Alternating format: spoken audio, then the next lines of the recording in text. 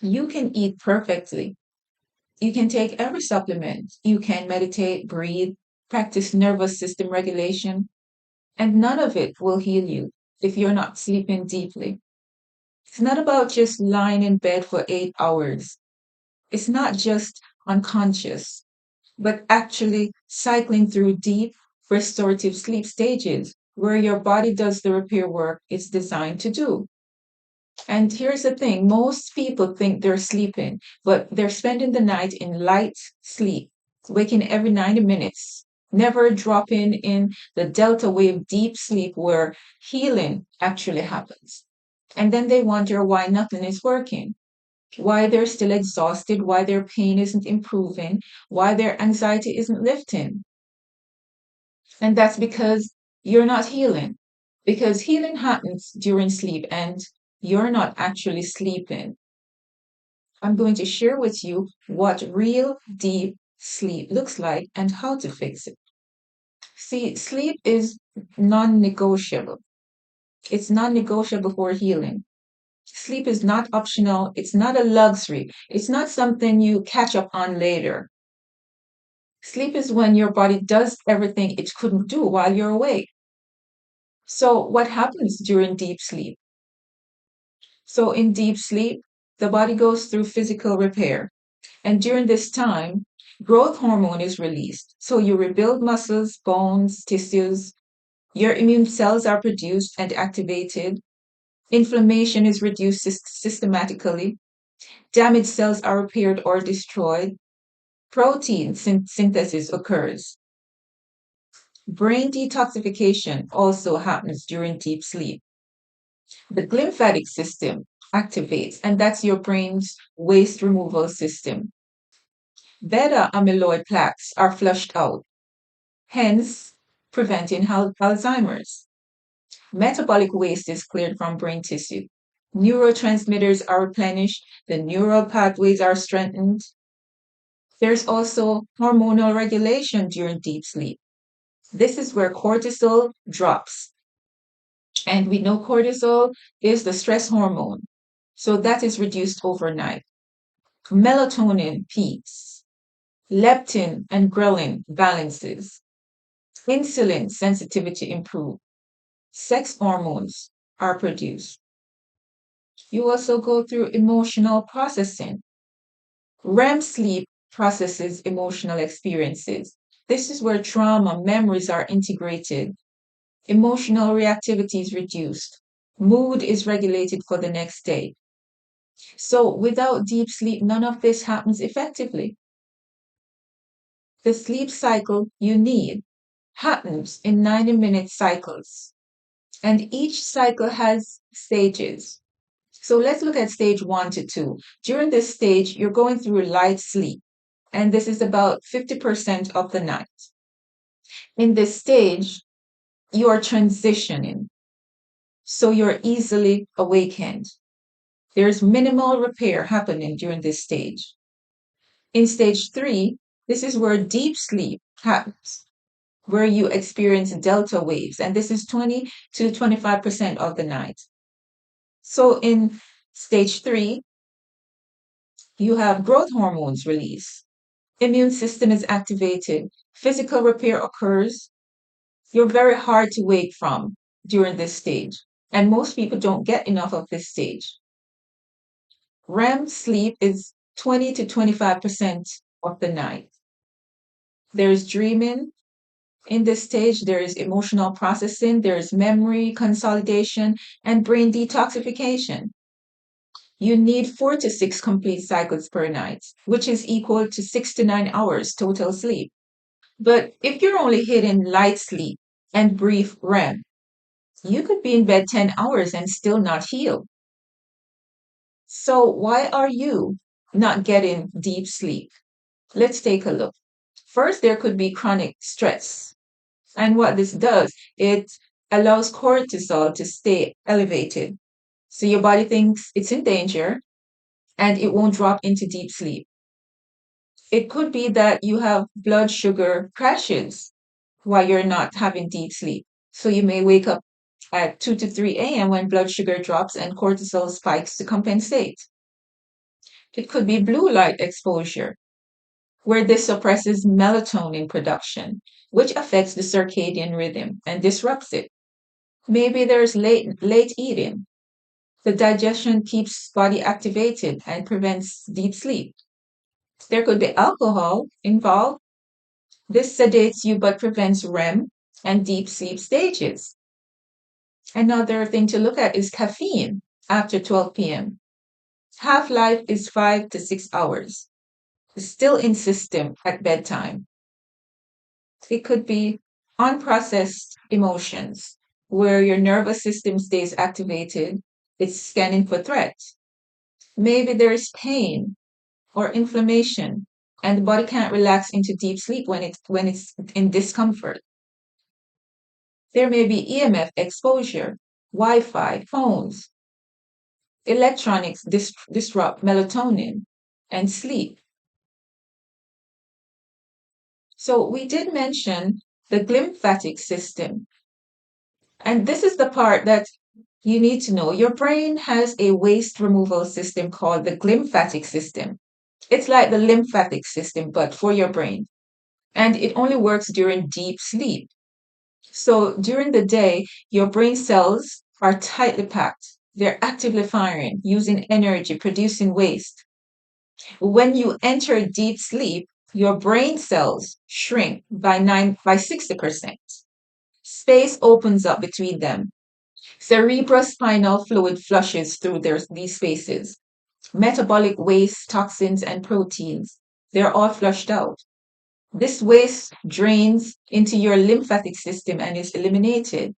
So this happens only in deep sleep, not in light sleep, and not while awake. So if this process doesn't happen, if this process doesn't take place, if you're not getting deep sleep, your brain isn't detoxifying. And the result will be brain fog, where there's toxic buildup, which impairs cognition. There's memory issues. There's increased risk of Alzheimer's and dementia. You have neuroinflammation, which may develop, and mood disorders. So your brain literally becomes toxic when you don't sleep deeply. And this is why one night of poor sleep makes you feel foggy, irritable, and off.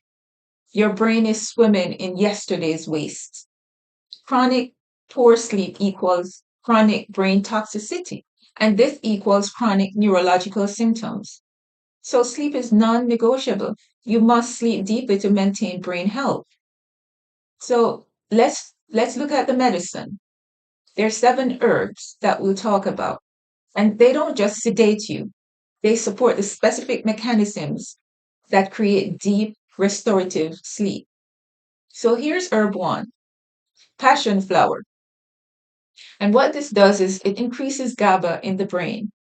It reduces racing thoughts and mental chatter.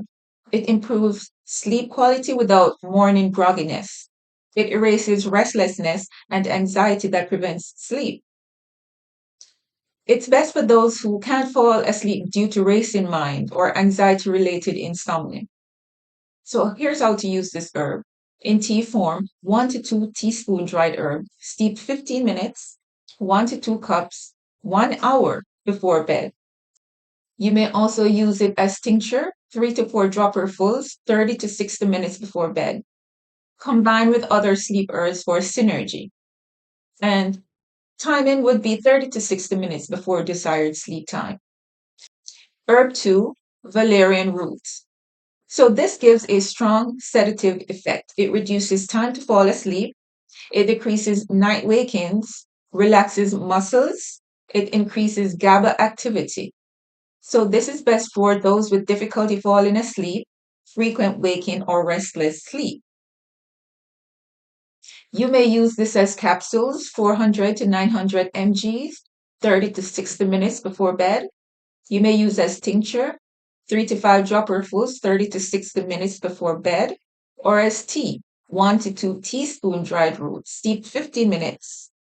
Some people may experience stimulation when using this herb. If that happens, just discontinue use. So timing, Take this 30 to 60 minutes before bed. Herb 3 is reishi mushroom, and this calms the shen. In Chinese medicine, it offers deep spiritual relaxation. It also improves sleep quality and duration. It supports immune system during sleep. It reduces stress without sedation. It's an adaptogenic herb. It's best for those with stress-related insomnia, waking feeling unrefreshed, and it also offers immune support. You may use this as tea, 1 to 2 teaspoon dried mushroom, simmered 30 plus minutes, 1 to 2 cups in the evening. You may use as tincture, 3 to 4 dropperfuls before bed. Also, can be used in powdered form, 1 to 2 grams in warm milk or tea. And timing, take in the evenings, 1 to 2 hours before bed. Herb 4 is California poppy. And what this does is it's a gentle sedative and pain reliever. It reduces anxiety and nervous tension. It helps with pain that prevents sleep. It's non-addictive, unlike its relative, opium poppy. It calms overactive mind, and it's best for pain-related insomnia, anxiety, and for children. How to use? You may use as tincture, 2 to 4 dropperfuls before bed. In tea form, 1 to 2 teaspoon dried herbs steeped 10 minutes. It combines beautifully with passion flower and skullcap. Timing is 30 minutes before bed. Herb number 5 is skullcap. Skullcap is a restorative nervine.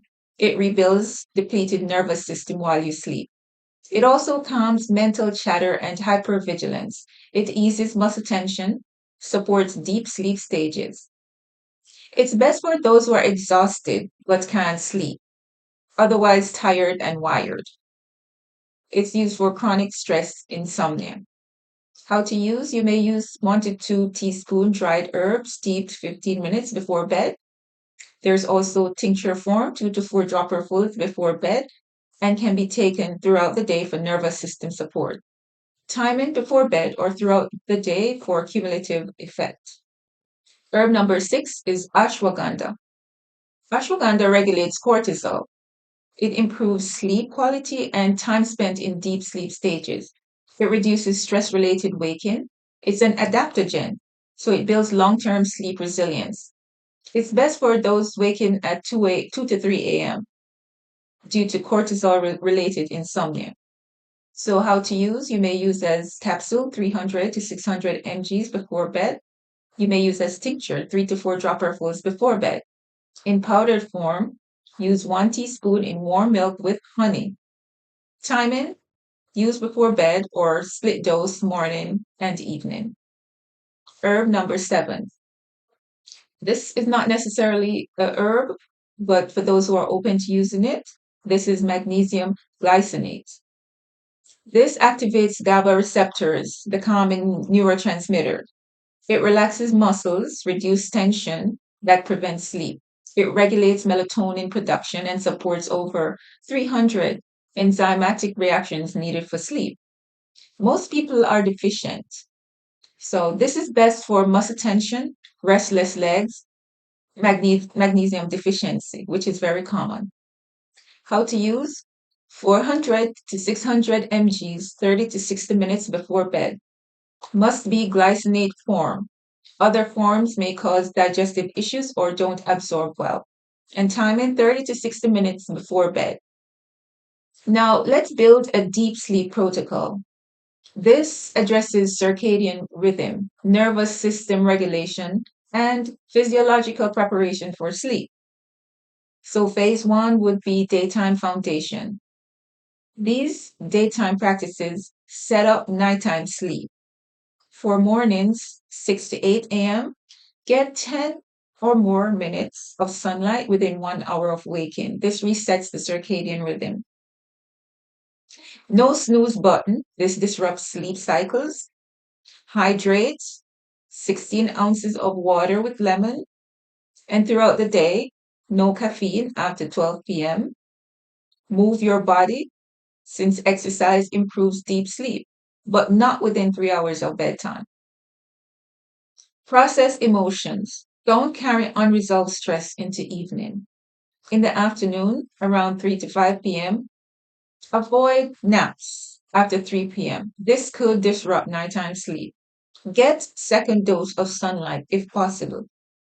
For phase two, which is evening wind down around 6 to 10 p.m., eat light, warm, easy to digest dinner. Avoid heavy proteins, fried foods, and large portions. Include sleep supporting foods such as sweet potato, oats, banana, chamomile tea. Finish eating around 3 or so hours before bed. Turn off all screens, such as the TV, the phone, computers. Dim household lights. Bright light suppresses melatonin. Use blue light blocking glasses if you must use screens, and shift to candlelight if possible. Around 8 to 8:30 p.m., take an Epsom salt bath. Use 2 cups Epsom salt in warm water. Add 10 drops lavender oil, essential oil. Soak for about 20 to 30 minutes. And why you do this? Because magnesium absorbs through skin. Body temperature drop after bath triggers sleep. Why take this soap? Because magnesium absorbs through the skin and body temperature drop after bath and triggers sleep.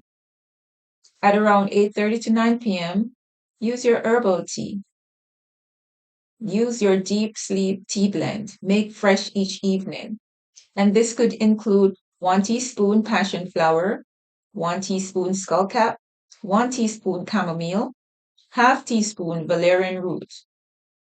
Brew this for 15 minutes or so covered, strain, and add honey if desired and drink warm.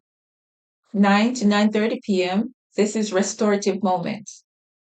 Do gentle yoga or body scan meditation or gentle stretching focused on releasing tension.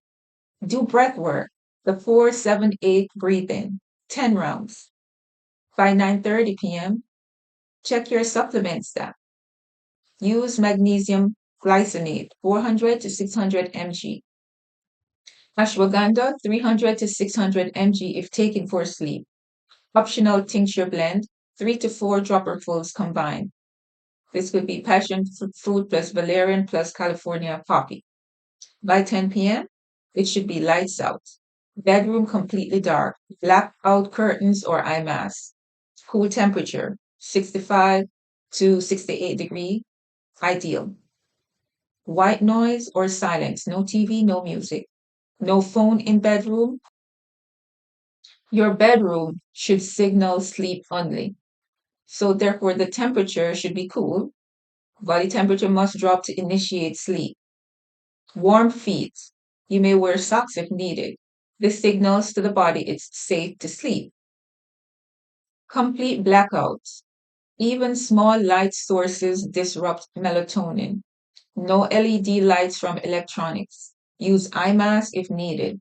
For sound, silence or consistent white noise. Use earplugs if needed. No unpredictable sounds like TV, music with varying volume. Reduce EMF, such as the Wi-Fi router, turn it off at night, put phone in airplane mode or another room. Unplug electronics near bed. Use battery-powered alarm clock, not phone. Bed is only for sleep and intimacy. No TV, no eating, no working, no scrolling in bed. If you can't sleep after 20 minutes, get up. Don't lie there struggling. If you wake during the night around 2 to 3 a.m., which is a common pattern, it could likely be blood sugar crash. And this causes cortisol to spike. So you could resolve this by taking a small snack before bed. You could try apple with almond butter, banana with tahini. Balance blood sugar during the day, no skipping meal. Use ashwagandha before bed. This regulates cortisol. If you wake and can't fall back asleep, don't look at the clock. This creates anxiety. Don't turn on lights. Do 4-7-8 breathing. You inhale for 4, hold for 7, and exhale for 8. Repeat until drowsy. Do a body scan meditation in bed, or get up and do calming activity if you're still awake after 20 minutes. Your body wants to heal. It knows how to heal. It's designed to heal, but it can only do that work while you sleep.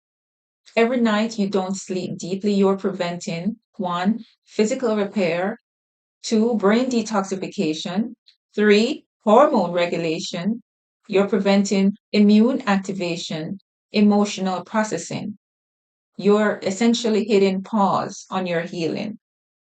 So if you're doing everything right, eating well, taking supplements, managing stress, but you're still struggling, look at your sleep first, because no amount of optimization during the day can compensate for poor sleep at night. Start tonight. Implement the evening wind down. Make the tea, take the magnesium, create the darkness, and give your body the deep restorative sleep it's been begging for.